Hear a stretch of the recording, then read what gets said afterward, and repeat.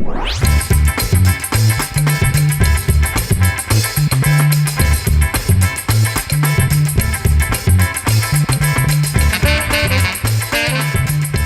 I wanted to share with you my tricks and kind of my system for organizing student artwork. I have quite a few pieces to my system, so let's get into it. In terms of workflow, the first piece to my system are these file boxes, and each file box is a single file for every single student in that class. Kind of have it color coordinated just to make it look good. In those files, students can hold any work that is unfinished or any finished/graded work that they just want to hold on to can all go in there. After work is completed, it goes in the turn-in bin right in here. Whenever work is just needs a grade, it goes right in there. Work is turned in and ready to be graded. I grab it from the bin and I grab one of these little tags right here. These are my handy little kind of file tags. There's several for each class period. They have a paper clip on it. So I will take the handful of papers from the turn-in bin that are each assignment, and I typically do this like midway through a class period or at the end, and I paper clip it. Then those paper clip stacks go in my grading drawer, and whenever I am ready to grade, when I have a few minutes or just going to grade everything, I grab what I am going to work on from there. I bring it to my desk, I grade it, I enter the grades into my grade book, and then once the work is graded and recorded, it goes back over here where everything is organized by class period.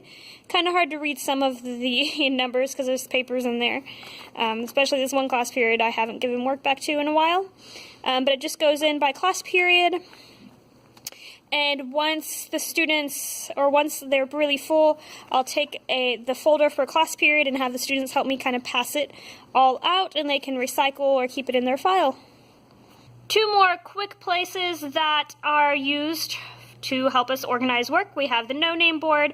Whenever I am grading and get a paper that doesn't have a name on it and I just have no clue whose it is, I will staple it over here, and typically I will also write the class period on there, and I'll know what the class period is because of the packet that it's paper clipped with. Most of the time I do know, and so I'll write it on there. If I don't, then it just goes up on the board.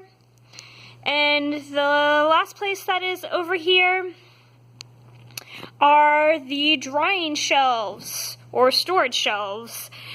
These shelves are super handy. They're typically used to store extra large pieces of paper, but I don't need to do that as much, at least not for the new paper. So we use it as a drying rack. For example, 6th grade just finished their quilling projects, so you can kind of see those, how they have a piece of paper or the curls of papers that stick up, and those require drying time because those were glued on. And then over here you can see the large papers from 7th grade that are doing portrait drawings right now, so it's handy for that as well, for large papers and for things that are drying.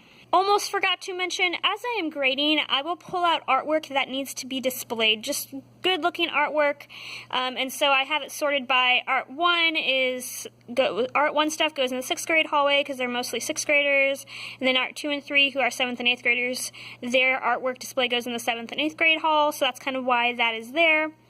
I also have my to sort drawer, which sometimes I will grade something pretty fast and don't quite have time to put it in the right place, so that's just kind of a place I can shove things in.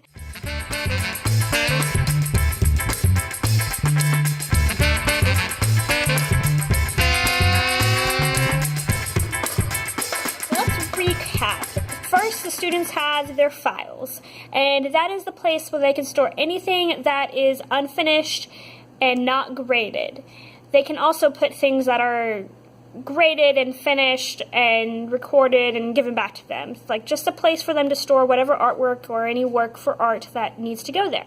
Then when a paper is ready to be graded, it goes on my desk, and I take my little paper clip tabs that have the class period numbers on them, and I put it in my grading drawer over here. And then I take those and I grade them, and after it is graded and recorded, it goes in the student, there goes, the class period files over here, and then it gets given back to the students. Anyways, so hopefully this gives you ideas. Hopefully it makes sense. I know I'm doing a lot of this, so that means I'm talking too much. Thank you very much for watching. I hope you liked this video. Please give me a thumbs up if you did. Don't forget to share your thoughts and suggestions in the comments down below. Don't forget to subscribe to see when I post my videos. And thanks again. I will see you next time. Bye.